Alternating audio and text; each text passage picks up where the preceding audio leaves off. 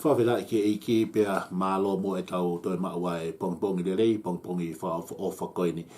O wau whawhela ki whia ki te koe i e huawha i kuna, huawha wha tau e kosi so kalaisi. Whia whitu ke mea mi ai pia mi he ngā loa pēu, tato e kau whakataha mua i he tau klowhia makoia. Pongpongi whalaite whakeni a hua fulu maono a kosi o wanoa tahano, o whapeo ko alomari e ai mea kotoa pia mi apina.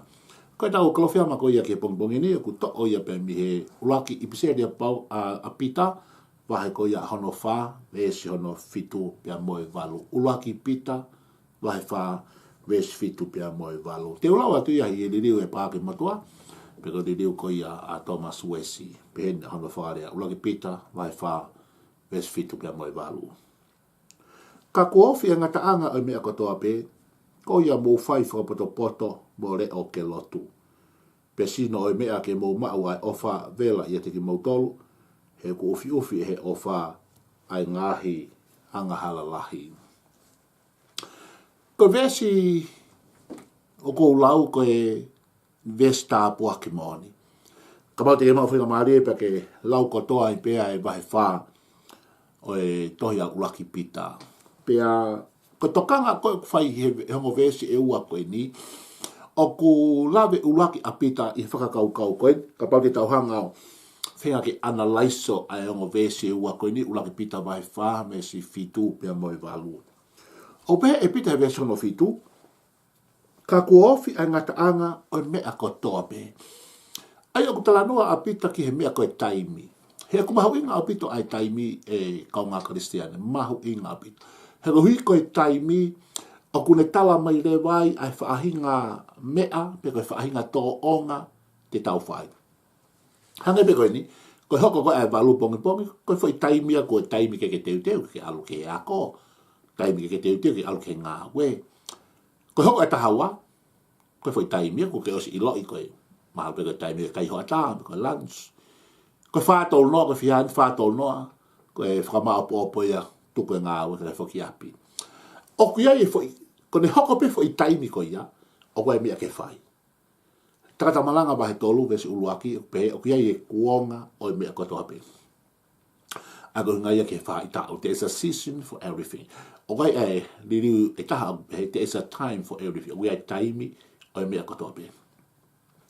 Taimi mohe, taimi kai, taimi shopping, taimi sio TV, taimi eva, o ki ai taimi o mea kotoa pe. Pero tanoa apita he vesi ko niko le tanoa ke mea koe taimi. Kua ofi a ngata anga o mea kotoa pe. Kua ofi a ngata anga, all things come to an end. Kua hao ke ngata a mea kotoa pe. Osi a mea kotoa pe. Ko hinga ai kupirea koe ni, ko mea koe tau whai he taimi ni, he ke tau whai e pe mea koe a ta ngata. E iai pe ai aho mo taimi e osi e ngatai. Papera e pita. O mau ia ke mohanga whakatonga ai taimi. Hangai pena ula vea te he ngahi. Wiki ko tau sito a koe mea whika pia mo taimi o tau mo ui ai. O tau mo ui he ngahi aho whaka osi. Tau mo ui he ngahi in the last days. O tau mo ui he ngahi aho whaka osi. Pe aku te whamanatu mhe apostolo ko pita. Kua ofi ai ngata anga o mea kotoa pe. Io e ngata aho o ako. E ngata aho spoti. E ngata ho ngawe paanga, e ngata ho alu ke he lotu, e ngata. Ko hape mea tau whahe mamani, o alua mamani ke osi, ke ngata, a mea kotoa mea tau whahe, he mamani ko ini. Pe au hau inga apito ia. Pe au hiko tau iloi a taimi, pe au ne tokonia rewa ki tau tolu, a mea koe ke tau whahe. Ka pau ke taimeni ke tau teu wai ki he ako, ko taimi rewa ke tuku mea kotoa pe ka tau hangataha. Valu eni teu ki he ako ka tau alu. Turi e tau pasi, turi e ai akona tau tua mui, turi ai ngā we, mawe ngā bito. Pato e taha wā koe taim kai hoa tā koe lunch, koe ofu e computer, mālo mea kotoa, koe whasio hifo koe hae de ki konga mea kai na te hau pia moia koe kai hoa tā. Koe pato pe ai taimi, uriri urea vai mea o te whai, o whanatau ma mwhai taimi koe ia. Taimi mohe, koe taimi mohe. Koe taimi sio TV, koe taimi shopping, koe shopping. O kuliliu e ata kai o whatatau mo taimi. Ko taimi ko mea mahau inga apito e kaunga kristiani. Pea ko whampe ke uto e whamanatu atu a taimi uta iai. Waono a kosi wano taha ono. O tau mo ui i ngai a whaosi. Kua wawe ke te whoke mai a sisu. Kua ofi ngā taanga o e mea kotoa pe. Wow, pakapau leo kua ofi ngā taanga mea kotoa pe. Ta ko staim ki tama teu teu, e ngata mea kotoa. E ngata ai sipoti, ai ako, ai ngau, ai lotu. Ngata. Pakapau leo ko whakau ke ngata mea kotoa. Hoka tulewa apita hai vesi na pehe. Bahu inga apito ke mo whai whakapotopoto. Ko e rea whakapotopoto, ko opposite fo i rea ko e whakavale vale. Ka inga, ko osi au pito mea ko e whakavale vale. Alu vale, rea vale, hufanga e whakatapu. Ko alu vale, ko alu he tua peruru, alu he whalaite, alu he tokonaki, alu he sāpate. Pea ngā lea te koe uia ho mari pea mo whānau. Alu he whakakaungata mai, alu he ngai kaungata whine, alu he kaungata ngata. O kuia koe alu whakavale vale. Ko osi. Ko staimi ke ririu e fo inga mea ko ia. O ku whia mao ke a ewa whakapoto-poto. Kei ke whakamataro ngā ke Paula i a whesawa hanima tahanima. Pe e Paula. Mo a ewa hangi ha poto ka tuku ho mo a ewa hangi ha vale. Whakatulau atu. Iyo. Ko uhi ko tau ilo i ku ofi ngata anga mea ko toape. E ngata mea ko toape u tau whai he mo uini. Pe te ke ngata pia mo ko pia ngata pia mo au. Au wa inga ke tau ha. Whai whakapoto-poto. Ka pau te ke tala noa whakapoto-poto. Ka pau te ke a ewa whakapoto-poto. Ko ose taime ewa whakavare-vare. Ko o tau mo uia ngai aho. O tau e kua ngā mono ngai uni mea. Mea tuaki mai ha. Ko whenga pe ke tūria ai whainga hori ai kakano. Ko whenga pe ke tūria ai hori au tau mata. Ai kua ngā whakaoskoini. Ka tau mo ke whamanato at ke te koe. O tau i māmani. Ka o kei o māmani aki tau tōru. Hallelujah. A ewa whakapoto-poto. Sio whakapoto-poto. Tala noa whakapoto-poto. Mahu inga ho mo ui ke whakapoto-poto. Kua osi e taimi e whakavare-vare. Toi whakamā opo. Whakapoto-poto e ngai mo ui, whamiri, mo e lotu. Mahu inga au pito. Pe hoka nulewa a pitata mai. Mo reo pe mo lotu. Uhinga e reo koe a. Pe koe ke uhinga e nia. Ke a pe ko ia he ahoni to a apo a ikai ko uhinga pito uhinga rea ko moure o ko uhinga a ko uhinga ke te tokanga pe ko te a hana pe ko a ko security ko nau a ole ohi te ria na hoko mai ha fili pe ha ta kai has pe ha ni no tamati hata uhinga ia ko re o uhinga ko ma uhinga pito pe le pito ka pau ko alu ke ofi ke ngata mi ko toape. Mahu inga au pito ho mo whakapoto-poto. I he mo ui whakapoto-poto kotoa. Peta mai le pita, mahu inga pito ke mo le au kui ngai mo pe mo ui tokanga.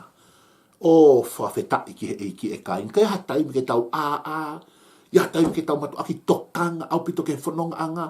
Tokanga au pito ke ho mo ui tokanga au pito ke ho whamiri ko e ho e ni. Peta tau mai le wa pita he whakaosi he vesfitu. Molotu.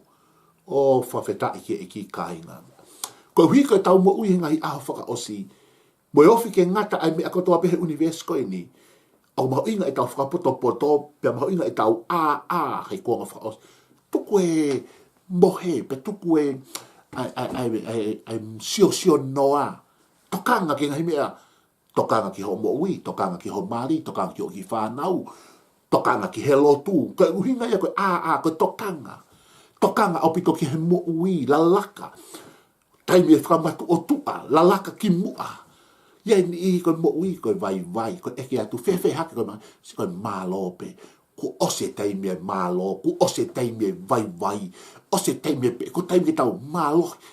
E whesawa wahe ono, whesawa na hongo fulu, mo mālo he eiki, mo lahi whau hono mafi. Yes! I kei koe mea eo whamatala ki ai a sosio ulaki whesawa no hiwa, mo mālo hiwa, mo loto toa. Be strong and be courageous. Ko ngalistiane, mahu inga ki tau leo, pia mahu inga ki tau mahu inga ki tau very sensitive. Move with the work of the Holy Spirit. Matu aki tokanga, tau mo ui hinga hi au whakaosi. E lahe kau palo fita loi, lahe kau whakahala.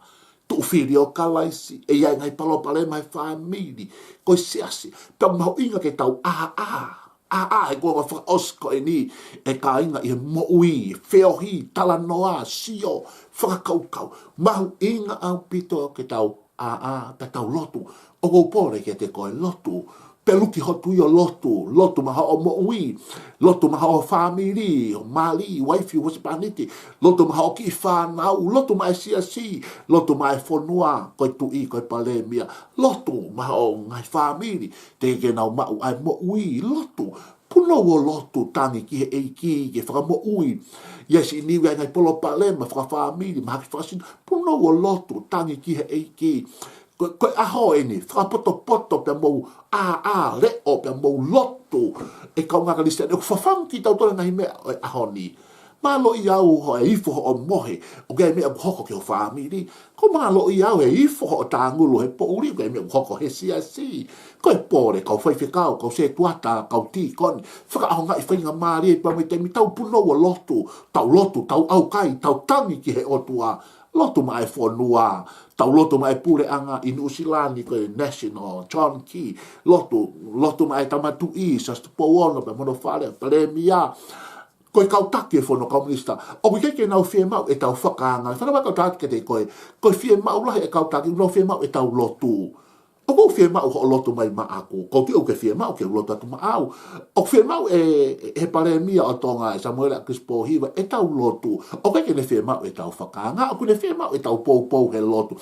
Ke whakamama ai o tua, tataki ai whanua. O kei koha mea si, koe mea lahi e ka inga, e ngai tapa ke urifohe ai whanua.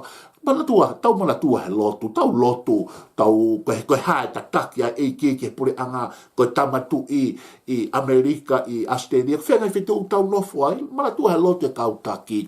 He koe hui ke tewe unau tataki ai whanua me pure anga, i mo ui whaka otua, te tau winu ai meri, pakabau te nau tataki hala, te tau kai anunua, whainga taki e kina aku nau whai, tau lotu mai ngai si ngai mea aku hoko i ahoni, malatua ki nau tolu i he lotu, whakasi isi e tala noa pe whakasi isi pe mo whakaanga, ka tau whakamore ki ha tau taimi ke pelu ho tau tui, o manatua ki nau tolu i he lotu. Hapai ki o tua he lotu, tuange o tua ke ne whai e ngāo. Vesa no walu tala mai, pia koe sino e mea ke mo maua o whaverai te mo tolu, he hanga he o wha ufi e ngai anga halalai. Koe sino e mea, koe nini whakatonga awa siko, pia koe sino e mea, o kuhinga koe a pau in everything. Koe maalunga ni he mea ko topi o ke whai. Oh, hallelujah. Sino e mea ke mo mau he ofa o ku vela. Oh, hallelujah.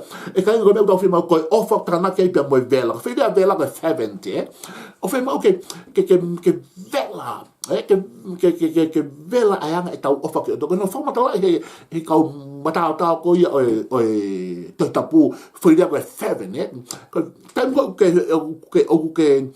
tu ai ko haki tipota ui la ko le taimu ke tafo ko haki tipota i tonga taimu la tafa tipota ke tau inu mai mafana pero taimu guliri ai pa hopo ki tapu ni olunga ko 70 ko fahinga vela aku ko ofa fe mo ke vela ko honi fo ko mo te ilo fo ke ofa ma ti wa fa ta hawa pa ku ngai afa o si e tu pula ke hala pe mo mo ko ofa e to la o fe ma ofa ya ke hake vela fe ko mea tau whima ue kaina, vela ai ofa. Koe honi ko mo ia ni ia ko te siat kata ko te sio mai beku ta foki, pa koe ka se ni ia ko te fitaloka ko te siat muito glue mai, pa ta foki hu off, pa koe la pe fai pa ke afa te ko ka fare o kai te tomi ke afa ai, ko inga ko ke la ko mo te ilo ofa. Ko taimi ko ai fahinga of fan te sio da to fino te fei lo ko mi la tol hak. Taimi ni ko ka mo tu pe ko ta alo pe ko fa va pe ko te ko mo te ilo of. Wa ka stia ko mari pe ka ko plastic mo ni pe ko hanga ko lau ko ai covid pe. Hey, sino e mea about in everything. Mea ko te tau whai, ma alunga ia whea, o lunga he mea au tau whai. Koe ofa, pa koe ofa koe whima koe ofa vela. He kuhanga he ofa ufi a ngalala. Koe uhinga koe lea whakarisi o uhinga ien. Taimu au ke ofa i hatoko taha. O kuhiko ho ofa, o kuhanga he ofa ufi a ene ngai whea halak, ene ngai tono no. Whanau mai, koe uhinga mau mai family, o se ofa. Ka pau pena ke lahi pea ofa huse pane te he waifi. Tena ke ufi pe ai tono no e mea ko. Ko mea ko ka polo palema he lotu ma si. Ko osi mo de ofa. Ko finish your love. Palo palema society ko mo de ofa. Tau to e whakafoki mai pe ai ofa. Ka ukai ko ofa mo ko te ilo. Ka ko ofa o ku vela pe. Sino e mea. Ke mo mawe ofa vela i te mo tolu. He ko ofa ku ne ufi. Ai a ngalala. He to mai ko lotu ia. Te mawha mai mo e ni mai a Fiona. Io. Ko mau lotu ia ke mau whatonga ia taimi. Pea mau whakapoto o leo mau lotu. Pea mahulu he mea o mau whai. Ke vela be e mau ofa. E uhanga he ofa ufi ai kovi. Ho mau toko o a mau whakatua whawhine. Langi ia bea whina e sisu klesko alfa moui. Amen.